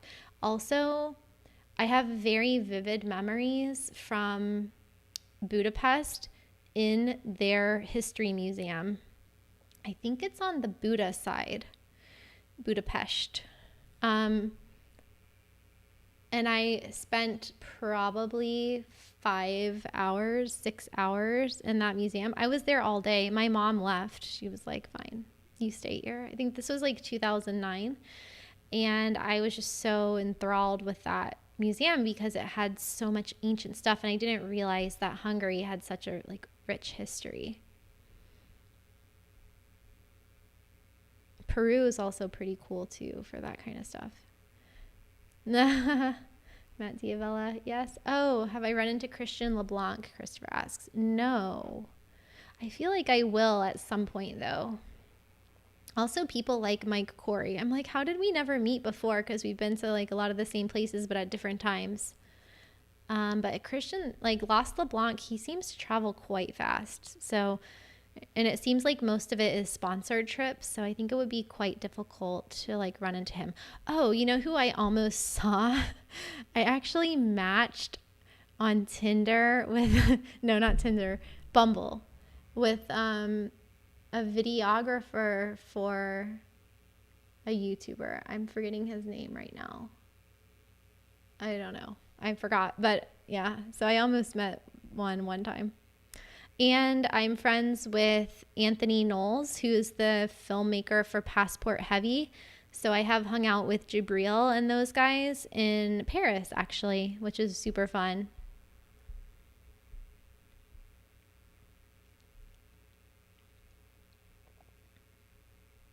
Andre's from Guyana. Cool. I haven't been there yet. Bye, John. Thanks for coming. Nicole is in Palm Beach. Happy New Year. Yay. Yeah, that's super close. I would love to do an IRL meetup at some point in South Florida because I know there's a lot of travelers and aspiring nomads here. So hopefully we can make that happen at some point this year. I don't have any rosé, but I would like to. Nicole asks if I've traveled at all since the pandemic started, and actually no. I was saying earlier in the stream that I just feel like my life's purpose right now is more to help other people travel because I have been traveling full time for so many years, like decades, like basically 2 decades of just constant either travel or living in a foreign country. And so for me, this was an opportunity to just stay in one place for a little while and actually spend a lot of quality time with my family that I have not done. I mean, I have spent quality time with them over the years, but I've never like lived so close to them since I was in high school.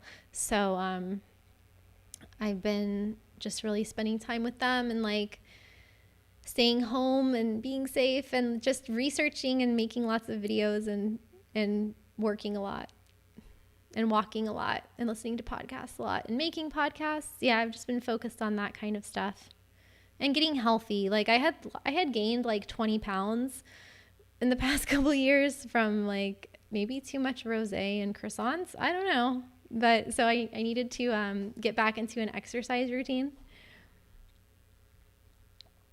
Usavati asks, any interest in investing in a property abroad to get residency? So I did work in real estate for a long time in a lot of different countries, and my thoughts on that are it could be worth it. It depends on the country. So investing in real estate can be quite expensive, like usually in the 6 to 7 figures, depending on which country, especially in Europe. So there's actually just a lot of better, cheaper ways to stay there long term. Like I think before investing in a property, I would just either get a digital nomad visa or a business visa or a work permit, or I should just get my passport through my family members and get a passport that way. That would be ideal. Morgan asks if I know any therapists who are digital nomads. No, actually, off the top of my head, I'm sure there are some. I would try, maybe that's not something like, if you're comfortable asking publicly, like in the Digital Nomad Network, there are like 50,000 people. So I'm sure there's somebody in there. Another thing, like there's nothing wrong with therapy. Like I go to something called Somatic Experiencing, and there is a website where you can like look up practitioners that way. So you can like go do a Skype session or go in different countries. But it is, if you're asking if it's like a good occupation, I would say yes, because you can do remote consultations with people from anywhere. So hopefully one of those answers your question.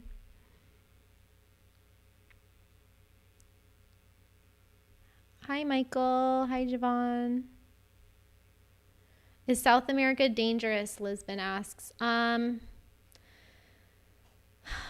This is a difficult question because there are so many countries that like it's subjective if they are dangerous. Like the US is dangerous, for example, but I'm here, you know? It's like I've talked with my friends about this a lot. Like what makes a country dangerous? I would say like, I don't know. It's hard. You can't really say like a whole continent, but you can look at the Global Peace Index to get an idea of like how peaceful a place is. You can look at their crime rates. But I've been to a lot of places that are like dangerous on paper, but then once I got there, you know, it's like anecdotally it was fine, and you just have to take appropriate precautions wherever you go. I would say that it helps to speak the language in Central and South America. Just to be able to communicate better with people. So I would go to any country, and I've been to like Honduras and places that like are dangerous or have like a high crime rate or something, but I just would be careful and, you know, don't do things like walk alone at night and stuff like that. Oh yeah, Nomad Capitalist on YouTube. Yes, I am friends with him. I've known him, well, I guess not like friends, we're like acquaintances, because I actually used to do the same type of work that he does. So not to the extent that he does it, but a lot of my relocation clients, like I was working with accountants in different countries, like CPAs, residency attorneys, offshore banking, that sort of stuff. But now I would prefer to like focus more on like the travel and digital nomad side of it, because Nomad Capitalist, he actually like renounced his US citizenship But as a US citizen, like I can't legally give tax advice or anything. So I would rather focus on things that I'm allowed to do. Silmar asks if 52 is too old to begin a digital nomad lifestyle. And I say no. There are nomads in their 50s, 60s, and 70s in my YouTube, in my Facebook group. And also, if you search on YouTube, becoming a digital nomad in your 50s, you will find an interview that I have with one of my friends who's in his 50s, and he became a digital nomad then after he retired and after his kids grew up.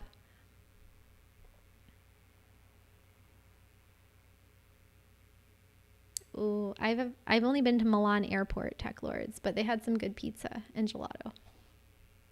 Hence why I gained weight. Chuck likes Paris too. Love it. City of Light.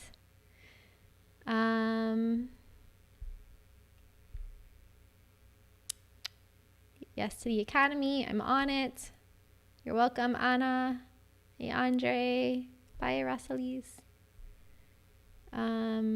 Yeah, Michael says Johnny FD is legit. And Sam, too, his friend who has Invest Like a Boss. I actually traveled with Johnny and Sam in Lithuania, so that was really fun. And Johnny and I, he's the one who convinced me to go to Bulgaria. I think he's in Sri Lanka right now. I have not been to Matera. I'm not sure. Yes, Anna, yes, I love Hungary. They have such a risk. Yeah, okay. Such a rich history.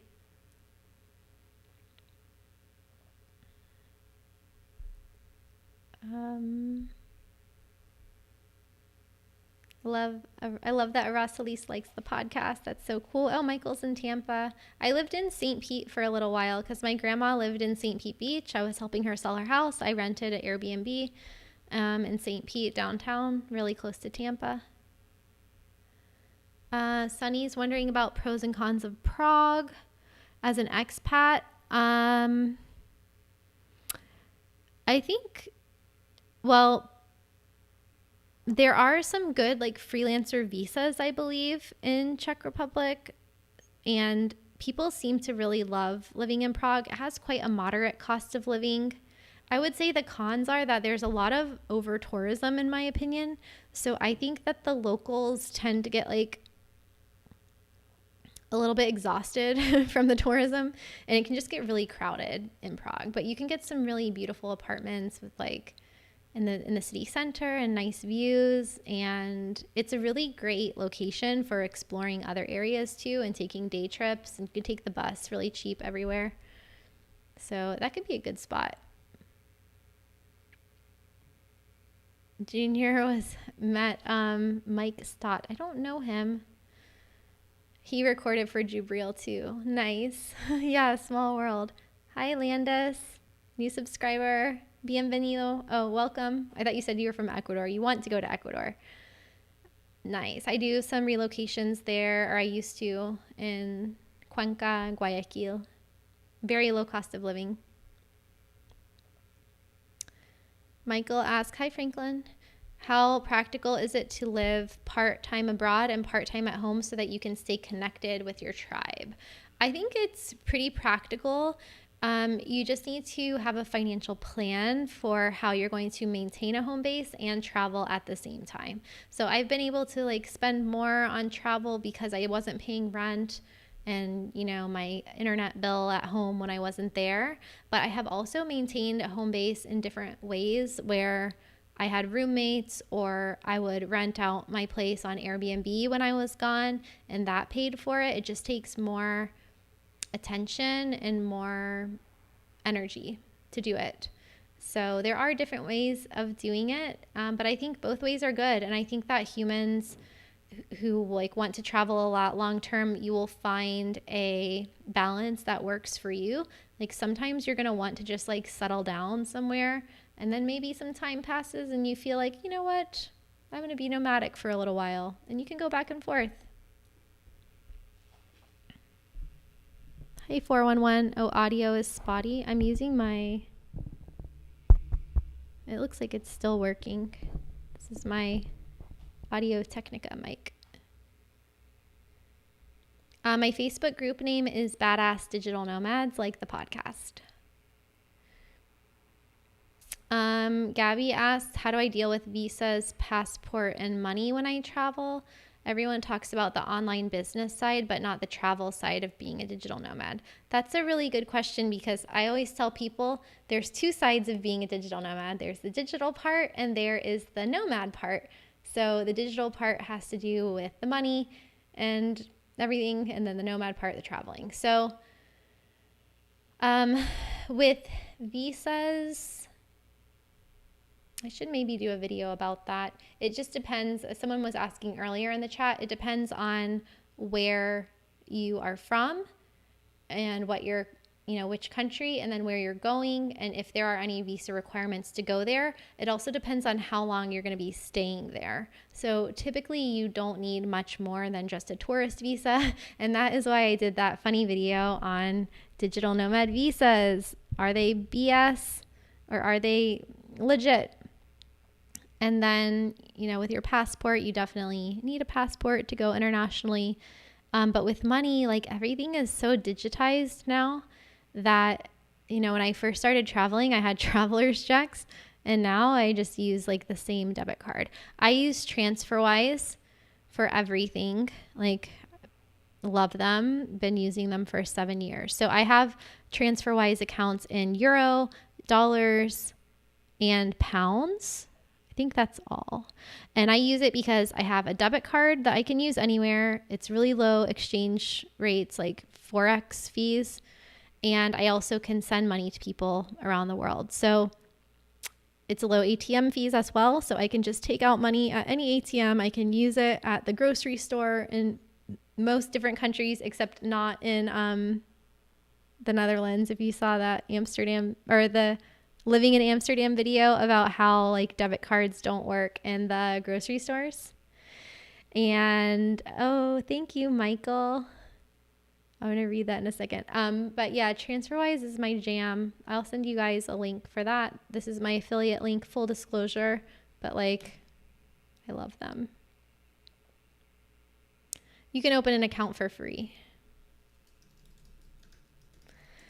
If there was TransferWise the whole time I was traveling, my life would have been so much easier. I used to have bank accounts in so many different countries because this didn't exist.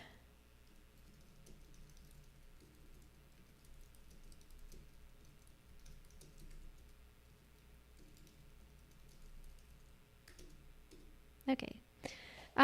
Thank you, Michael, for the donation, $25. I need to have like emoji, like on Twitch. I need to set up Streamlabs for next time so I can have like special effects going on when people subscribe or donate or something. Michael, you emailed me before, right? He said you recommended Bansko last year for my wife and I, and we spent our Christmas there, back in Florida now. Thank you. Oh, you're so welcome. I'm glad that you enjoyed Christmas there. That must have been pretty. Was it snowing last year? I heard they didn't get much snow. But that would have been a nice place to spend Christmas. I'm back in Florida too.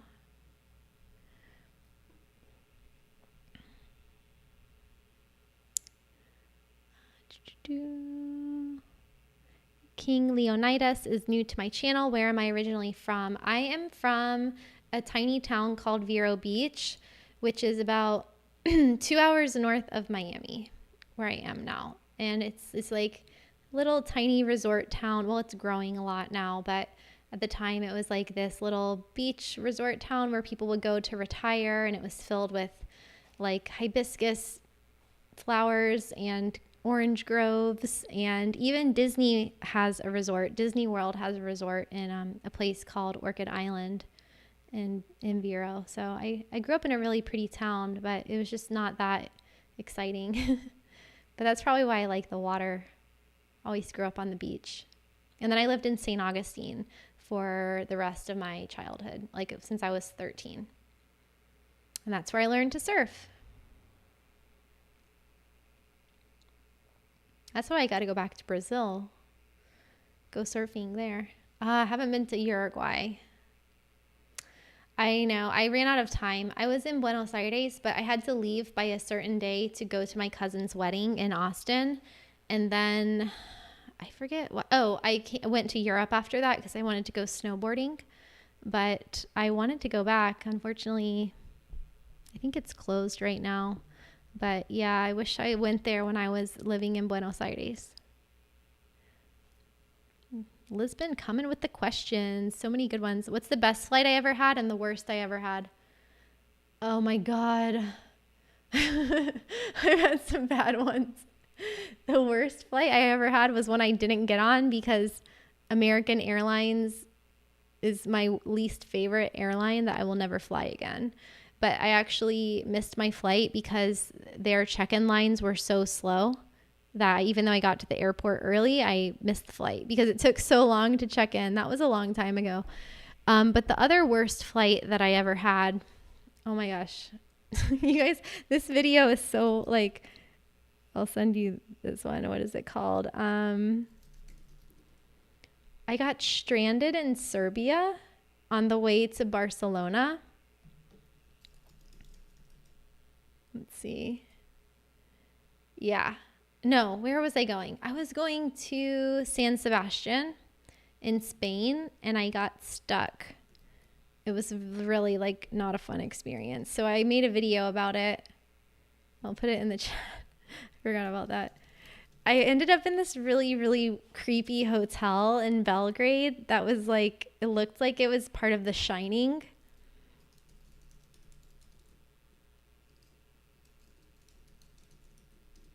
Okay, there's the link.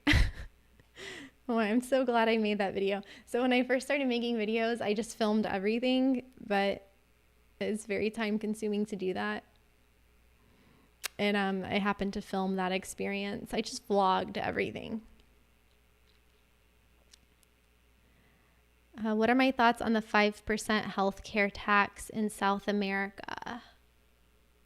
In South America? Do I think it will become a permanent thing? I don't know which tax are you talking about? Which country? But I'm not a fan of taxes or U.S. healthcare. Insurance, at least. My favorite American airline is Delta. My favorite U.S. airline. My favorite international airline. Oh, actually, I like Scandinavian Air. Yeah. That's a nice one. I also like Singapore Air. And yeah, Scandinavian Air, it's like they have this, it's kind of like their business class ticket, but it's like premium economy, and they have really good food. And they have, it's very organized. It's like Scandinavia and an airline. So it's super quiet. It's really nice, really like on time, organized, nice airport lounges, very smooth sailing. In Delta, I've been like a Delta medallion of some kind for many years. I think since 2008 is when I got the Delta credit card, and I never looked back. But they actually have the highest airline ratings, the best on-time stats, and very pleasant experience compared to other U.S. airlines, and I've been on most of them. The best and worst airports I've been through. Oh. The worst airport I've ever been to was Nauru. Does anyone know where Nauru is? It's an island in the South Pacific, but it is it's not what you would expect. When you think of like South Pacific Island, it was, how old was I? I was 20 years old. I was living in Australia, and my friend and I decided to go to Fiji, but we had no money. So we had to get like the worst airfare. We had like 6 layovers before we got to Fiji, and one of them was in Nauru, and there were scorpions like by my feet. I was sitting like crouched on the chair to not get stung by the scorpions on the ground. Yeah, that was bad. The best airport, Singapore. Changi has to be. I'm sure there's like a million videos about it on YouTube. It's amazing. I actually got like a hotel room in the airport and slept there once on a layover, and it's just lovely. They have like a zoo. I think they have a water park. I don't know. Thank you, John. Air hug, remote hug, #1 fan. Love it. Thank you so much.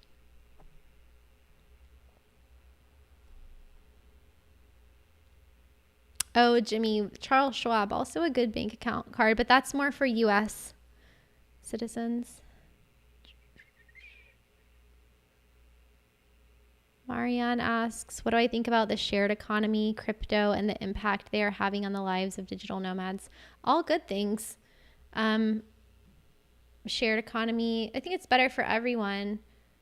More opportunities, more competition, more choices for services and products, and crypto as well. I think it's inevitable, like widespread mass adoption. It just makes sense. And I think we are just in the early stages of the potential of digital nomads and like what this lifestyle can look like. And so it's very exciting because what we have now, you know, it doesn't, like, I have this book, Digital Nomad, from 1997, and the authors explain what they think is going to happen. And it's like everything has come true, but that's it. Like in the book, they didn't really get beyond what we have experienced now because it was like too far in advance, you know, 1997, that was a long time ago, almost 25 years ago. So it's just going to keep getting more exciting and easier in the future. And more comfortable. James wants to travel to Ireland and visit there and go to Japan. Oh, is there a lot to do? Wait, I want to travel to Ireland, and is there a lot to do in Japan? I haven't been to Ireland, sadly. I need to go there. I want to go to Ireland and Scotland. Those are high on my list. I've been to Isle of Man, which is right in the middle. Japan, love Japan. Spent about 3 months there. Have a lot of videos on Japan. I think I have a playlist. If you click on my playlist, there's a lot of Japan videos. Oh, cool. Nicole grew up in Jupiter. I have friends in Jupiter. I used to go surfing in Stewart. I like Florida. Ooh, how has dating life been for me living as a digital nomad for many years? I think that's one of the things that I have compromised. Just like I have had long-term boyfriends when I lived in Costa Rica because I lived like an expat there. So I was there for 8 years. So I did have a couple boyfriends during that time that were Costa Rican, one Venezuelan, and since then, my last I had a boyfriend for about 5 years from North Carolina, and we met in Costa Rica, but then we traveled and we both worked online. So that was perfect. Like ideally, I think it's going to get easier after the pandemic for remote workers and digital nomads to meet people because there's just going to be more of us. So we will have reached a critical mass where you won't have to explain anymore your lifestyle and people will just get it. And there will be more people that are living the same lifestyle. So I think that's a good thing.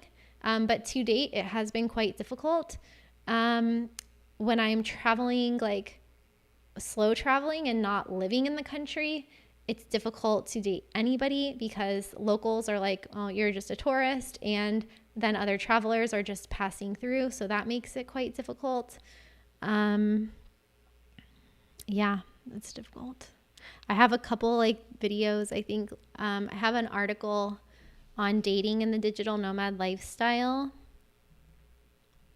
I'll just post that. That one kind of went viral.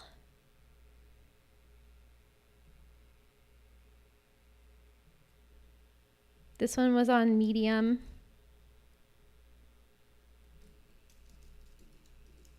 Dating as a digital nomad. I'll update you guys whenever we solve dating as a digital nomad. I actually was going to tweet to some Silicon Valley people and be like, can someone please do something? Thanks again, John.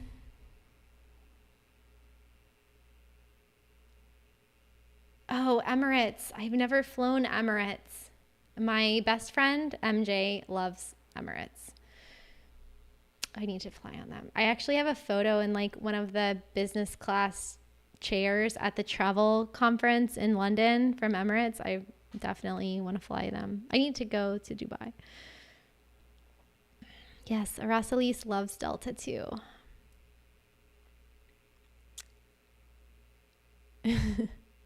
Oh no. Andre asked if I've ever slept in a capsule hotel. No. Wait, are those like the ones in Japan? I did not sleep there because I read the reviews that said that you can hear people snoring, and that did it for me. I was like, no, I don't do snoring. So attention, future boyfriend, I hope you don't snore. The best US city to visit. I think like everyone has to go to New York. I don't know what it's going to be like after the pandemic, but it's just like its own country. It's like so cool. What are some other cities that I like? You know, I think Atlanta is pretty cool. It has a lot of, that might sound boring, but I think it has a lot of really cool suburbs, really unique with like lots of art, lots of like good food, music scene, culture. And then the downtown is totally different. So I like that. What are some other places? I mean, Vegas, super fun. Chicago or New York? New York. Sorry, Chicago. Why do some Americans get rid of their U.S. citizenship? I think, I did research on this. The biggest reason is basically financial. So it's people who move to other countries and, they don't want to file taxes anymore. I need to do a video on that actually. Add this to the list. I need to like save this whole chat, so I have to make sure I remember your comments for future videos. If there's a video that you want to see this year, I'm going to have to sign off because we've been on for 2 hours. This is awesome, but I'm hungry. I'm going to eat dinner. But if there's a video that you want to see, like any questions that you have for this year, let me know in the chat before I go. Any topics, any countries you want to see. We already have a really long list. I wish I could publish a video every day, but it takes too long to do that every day. And it's expensive to edit, to have editors. So, wait, did I get everything? No, I didn't. But like ideally, I would have like a big enough team that I could make 7 videos a week, because otherwise, as we were saying, like these ideas are just going to be in my head and they need to be out there on the internet.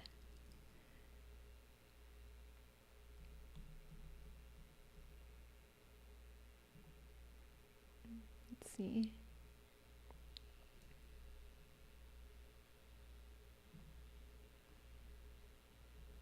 Oh, it looks like I can't.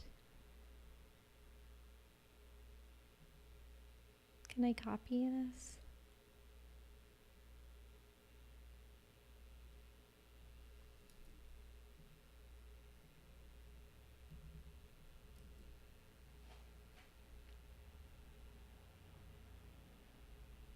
Okay, let's see.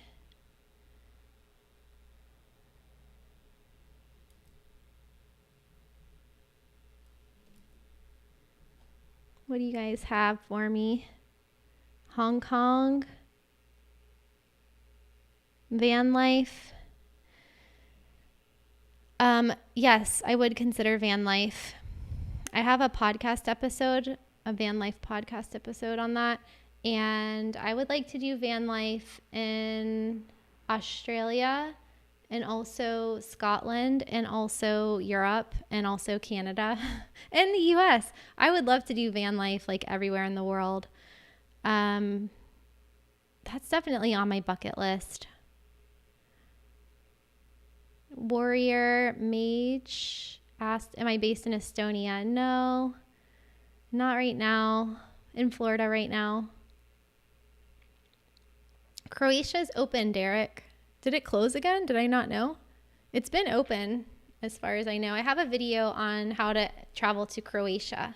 So just look on my channel under, I think if you just click on videos, like on uploads and sort by newest video, then you'll find it. Hong Kong. I love Hong Kong. Gabrielle asks. Hong Kong. Oh, is it open? I don't think it's open. You're welcome, Lisbon. Good night. Thank you, everybody, for coming. Ooh, that's a good one. A video about loneliness. I have a article about it that people tend to like. I will send you that one. Oops, where is it? It's called Loneliness in the Digital Nomad Lifestyle. Let me find it for you before I sign off. Oh, Angel is here. Hello, but I need to do a video about it. Loneliness. And here we go. I saved your question.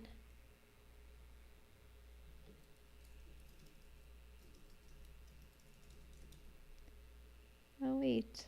It won't paste. Copy, paste. Copy, paste. There we go.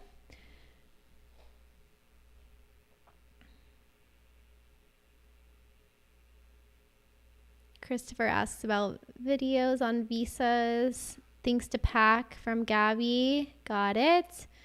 Tips for solo travelers from King. Perfect. I have a lot of info on solo traveling.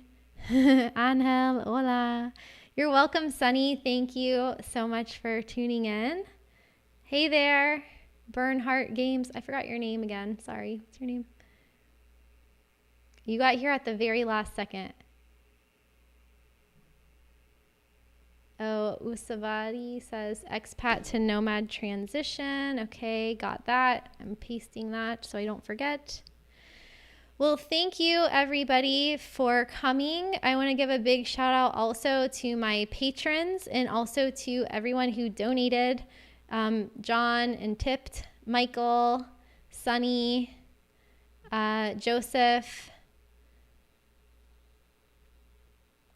Who else? I want to give you John Smith, Aracelis, Ryan, Christopher. I think Christopher Leak was the first one. Thank you so much. And everybody who came and asked questions and said nice things about how the videos helped you. This has been super fun, and I guess I should do more live streams because I used to do them every day, which was crazy in hindsight, but maybe I can do them like once a month. But I do a live stream every month in the Patreon, or for the Patreon crew. So you can become a patron at patreon.com/traveling with Kristin. Whoops, I just did my link wrong.